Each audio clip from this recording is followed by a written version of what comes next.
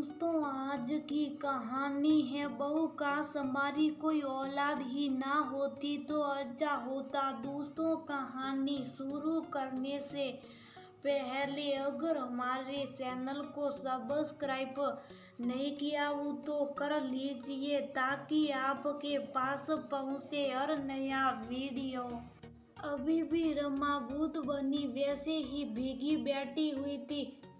बदन थर थर कांप रहा था पर उसे होश ही नहीं था। सर से नीचे चली जाए जाने कब बारिश शुरू हो गई थी और वह ख्यालों में ही खोई हुई थी। अभी भी ठंडी हवाएं चल रही थी पर बारिश थम चुकी थी। तभी उसे अपना नाम सुनाई देने लगा। कहाँ हो रमा? पूरे घर में खोज लिया और तुम यहाँ छत पर भीगी हुई बैठी हो। जल्दी से नीचे चलो, कपड़े बदलो, आज तुम्हारे लिए चाय मैं बनाऊंगा। शैलेंद्र जी भूत बनी रमा का हाथ पकड़कर उठाए और नीचे ले जाने लगे। ऐसा लग रहा था मानो रमा जी को कोई होश ही नहीं है। कमरे में ले जाकर रमा जी को झकझोरते हुए शैलेंद्र जी ने कहा, जल्दी से कपड़े बदलो रमा, बीमार पड़ जाओगी। मैं तुमसे नाराज नहीं हूँ, जो हुआ वो भूल जाओ। वह चले गए, अब कभी वापस नहीं आएंगे। तुम्हें तकलीफ तो जरूर होगी पर मैं खुश हूँ। अब मेरी पत्नी की बेइज्जती कोई नहीं कर सकेगा। रमा जी बिना कुछ बोले कपड़े उठाकर वॉशरूम में चली गई, नहाकर कपड़े बदले और रसोई की ओर बढ़ गई। रसोई में सारा सामान बिखरा पड़ा था, जैसे कुछ देर पूर्व की सारी घटना को तरोताजा कर रहा हो। काश मेरी कोई औलादी ना होती। पहली बार एक माँ के मुंह से ऐसी बात निकली। शैलेंद्र जी भी रसोई में आ चुके थे। चाय चढ़ाकर रमा जी के साथ सामान सहेजने में लग गए। रमा, अच्छी तरह देख लो, कुणाल का कोई भी सामान रह तो नहीं गया है ना? जो भी उसके ससुराल से मिला है या जो कुछ उसने खरीदा है, एक एक सामान उसका उसके मुंह पर फेंक कर आऊंगा।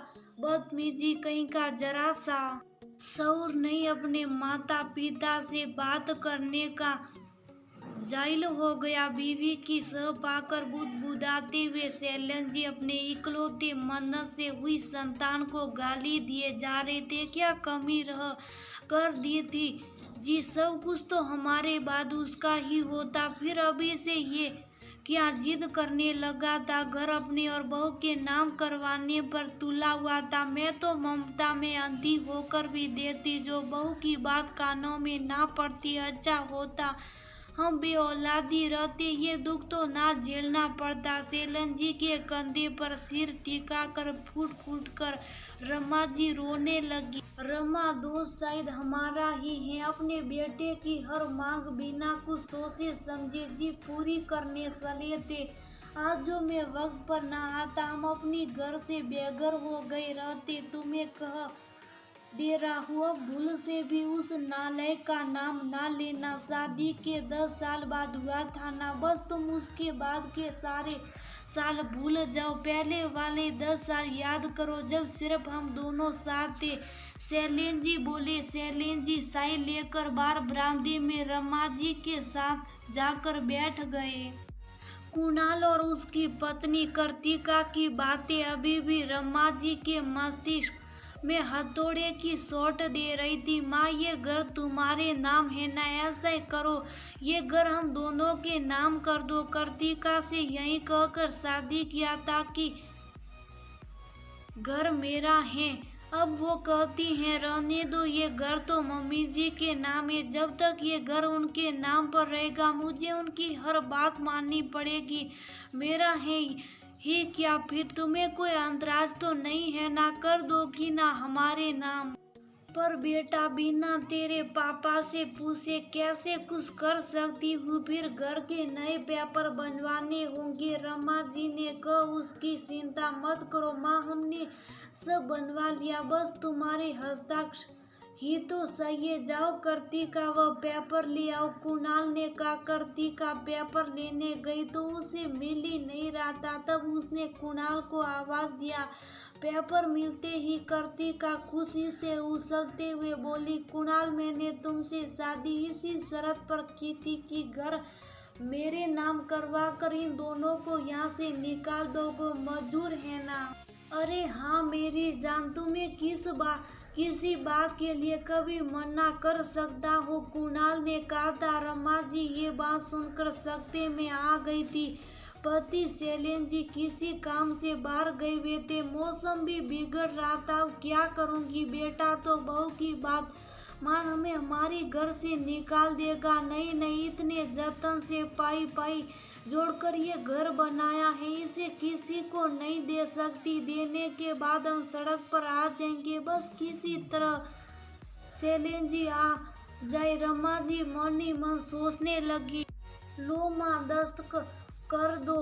कुणाल कागज सामने रखकर बोला, बेटा तेरे पापा को आ जाने देना, फिर कर दूंगी, नहीं तो वो नाराज हो जाएंगे। बेटे को टालने के धैर्य से रमा जी बोली, अपने बेटे पर भरोसा नहीं है क्या? कुणाल मनवार करता बोला। रमा जी का दिल क्या कह दे, नहीं है बेटा, अभी कुछ देर पहले तक तू मेरा अपना था, पर अब बीवी का हो गया, जिसकी बात मान हमें हमारी घर से निकालने की जाजिश कर रहा है।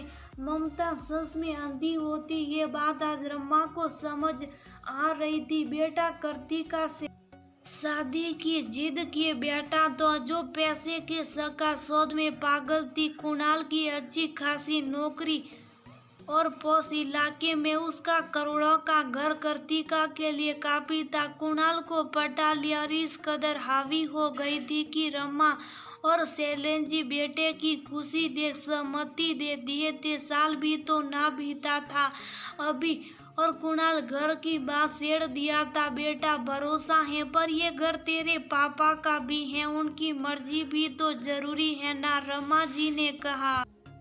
किस बात पर मर्जी? अचानक शैलेंद्र जी पहुंचकर बोले। रमा ने हाथ में पकड़ा पेपर, उन्हें थमाकर सारी बातें कह दी। तुम्हारा दिमाग ठिकाने पर तो है कुणाल, इतनी घटिया सोच, वो भी हमारे बेटे होकर। लानत है हमारी परवरिश पर, जो तुम्हारे जैसे नालायक के पीछे पैसे पाने की तरफ आया। कान खोलकर सुन लो तुम दोनों, ये घर हमारा है और हमारा ही रहेगा। कहते हुए वो पेपर फाड़कर फेंक दिए। पापा आप ये सही नहीं कर रहे, आपके बाद सब मेरा ही तो होगा ना, फिर अभी से क्यों नहीं? कुणाल तलक तेवर में बोला। वो इसलिए बेटा क्योंकि तेरी नियत सही नहीं है। प्यार में इतना पागल हो गए हो कि अपनी माता पिता को उनके घर से निकालने की सोच ली। अब तुम दोनों ऐसा करो, अपना सामान बांधो और यहाँ से चलते बनो, हम सोच लेंगे, हम बेऔलाद ही हैं। शैलेंद्र जी के इतना कहते ही कार्तिका चमकते हुए कमरे में जाकर सामान बांधने लग। देख लिया तुमसे शादी करने का नतीजा, अब हम अलग रहेंगे। ये बड़ा घर छोड़कर किराए के मकान में, लोग क्या कहेंगे सोचा है। अब तुम कान खोलकर सुन लो, मेरे घर वालों ने जो जो सामान दिया वो सब लेकर जाऊंगी। अपना सारा सामान एक एक सुनकर हमें घर से निकाल रहे हैं तो अपना सामान लेकर जाऊंगी। कार्तिका के तीखे तेवर से कुणाल घबरा गया था, पर कुछ बोल ना सका। शादी मर्जी से की तो दुख भी झेलने होंगे। कार्तिका रसोई से लेकर बाहर हॉल में आए, अपने सारे सामान को कसने लगी। ये सब देखकर रमा जी अपना आंचल मुंह में दबाए सिसकी रोकने की कोशिश कर रही थी। जब ना रोक सकी तो भागकर छत पर चली गई थी। वहीं चबूतरे पर घंटों बैठी रही, जब तक कुणाल कार्तिका चले नहीं गई। ऊपर से बारिश ने थोड़ी मुसीबत